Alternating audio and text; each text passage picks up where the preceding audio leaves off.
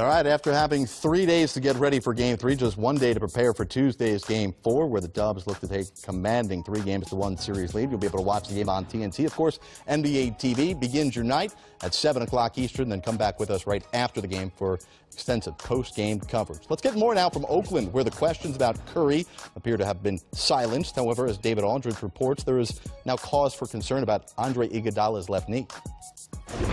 Steph Curry found his offensive rhythm in the second half of Game 3 Sunday, but it's been his play at the defensive end throughout this series that has kept him engaged, even when his shot hasn't been falling. The Rockets have tried to put him in screen and roll situations time and again, leaving him one-on-one against either James Harden or Chris Paul. It's not that Curry has shut down either Houston All-Star, but he hasn't been abused by them either. And his success at the defensive end provided at least some of the fuel for his explosive and slightly profane second half. He's pretty competitive, you guys know that, and when they pick on him every time, it fires him up, you know, so it's tiring. They're smart to do it, you know, they're trying to wear him down, and they got great one-on-one players, but he's better than people think defensively, and he's got quick hands, and he's capable of holding up, and even if they don't, even if they do score, he's got the mental fortitude to just take it and keep playing. Even if they score some tough buckets, or you get stops, you can push in the transition and make them work on the other end. I think just for the morale of everybody out there on the floor, it helps to know that there's no breakdowns and everybody's on a string and we're communicating and talking, playing physical. And knowing that Houston's a high-octane offense and they're gonna score, but we got to be locked in. You guys like when he drops an F-bomb on occasion because it's so out of character for him? Fuck yeah. But the Warriors' defense could be tested severely in Game 4. Andre Iguodala is currently listed as doubtful after he banged his left knee with James Harden in the second half of Game 3. And Iguodala is a key defensive member of the Hamptons 5 lineup that is Golden State's go-to in moments of trouble. All right, thanks to David Aldridge. You'll see more of him on tomorrow night's TNT coverage. Back with Isaiah Thomas and Steve Smith. He is doubtful, Andre Iguodala is. What does it mean, though, if indeed he can't play or is limited in any sort of way?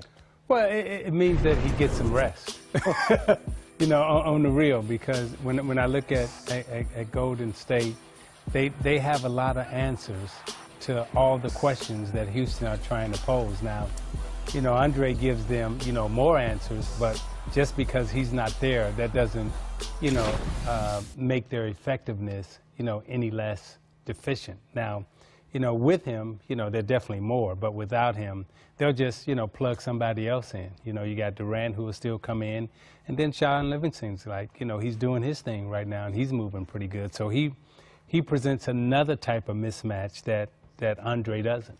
Where do you think Steve Kerr goes if Andre Iguodala can't play, or at least he doesn't want to start him?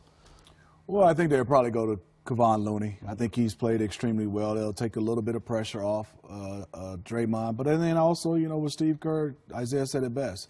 Would you be surprised if they started Nick Young? Would you be surprised if they started Shaun Livingston? Both those guys present something different than Iguodala. Iguodala's things are intangibles that you can't see on the box score. You're obviously a better team with him, but if you can get more reps for Nick Young, he's capable of maybe getting 20. But I think also for them is they're just going to miss his leadership if it's a game where there's a little bit of adversity. He's calm in pretty much every situation.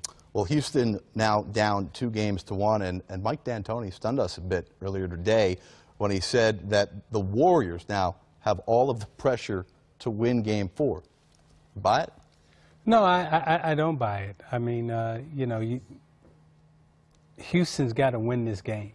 Because if Houston doesn't win this game, when you go down in the series and you're down 3-1, going back to your place, then psychologically all the demons really start to come out, because you're asking yourself, do I want to go back to Golden State for a Game 5 and take a spanking, right?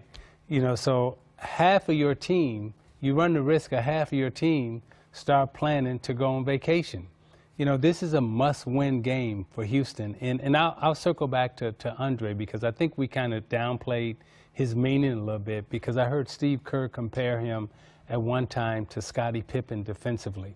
which I kind of buy. You know, I look in this era and I look at Andre, what he can do defensively is very similar to what Scottie was capable of doing. So I don't want to, you know, underestimate what he brought to the table. Well, Steve Kerr always references Andre Iguodala's basketball IQ and his brilliance off the court as well. One of the smarter guys he's ever coached or played with. But back to D'Antoni here. I mean, what's the gain here of saying that the pressure's on the Warriors? You know, I'm with Isaiah. I don't buy it at all because this is a very important game for them. But I do think maybe he knows his team a little bit better than me. He's trying to take the pressure off them and maybe saying this is the Warriors. But in reality, he knows this is a game they must win to have a chance to win this series.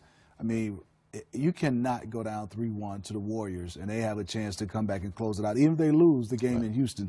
So I think it's for him, it's just trying to take some pressure off those guys. And with all the unknowns out there, we do know that the Warriors are capable of winning playoff games in Houston.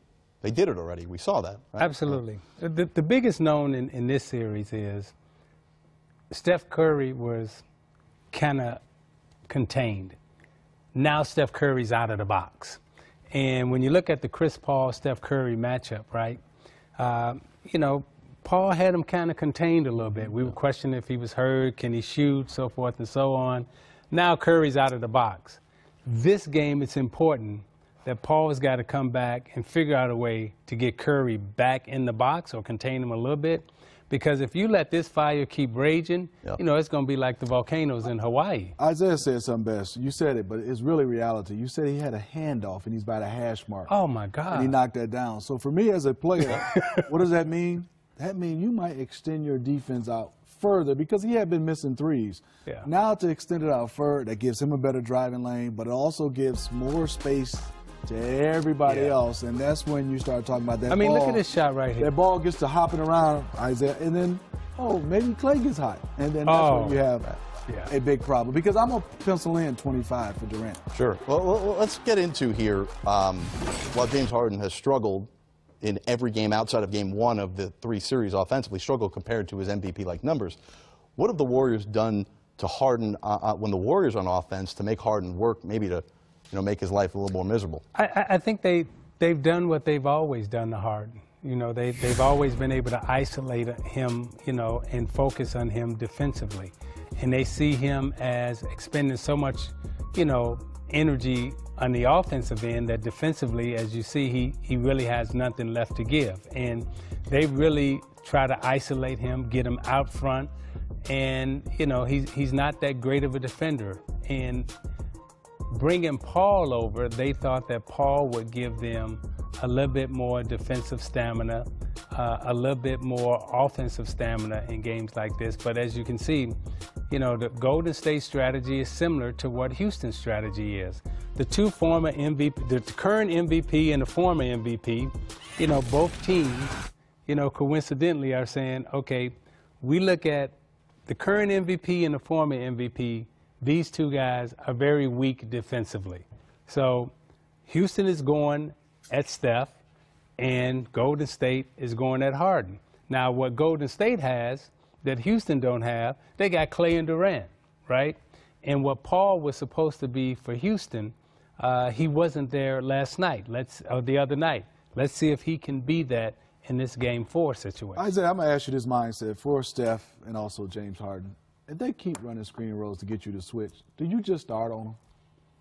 Do you just say, I don't, because I don't know if I want to collect those guys versus me just saying, let me just start on him. And if they run a screen and roll, and then obviously we will switch again. But if I start on him, now I can play him better one-on-one versus trying to just collect him. Did you do that? Yeah, and I think Steve Kerr and Steph in the Warriors team early in Game 3, you know, they called a timeout because, you know, Harden kept going at Steph. And finally they said, hey, Steph, you got to take the challenge. Take the challenge and guard your man. See if you can guard him. At least when you guard him, right, it gives us all a chance to play. We don't have these crazy rotations that we're trying to adhere to. And if he scores on you, at least try to make it difficult. I thought when Steph stood up and took the challenge of trying to guard Harden in a couple of one-on-one situations, I think that inspired the rest of his team to step up and defend harder and play better. All right, that series resumes tomorrow night.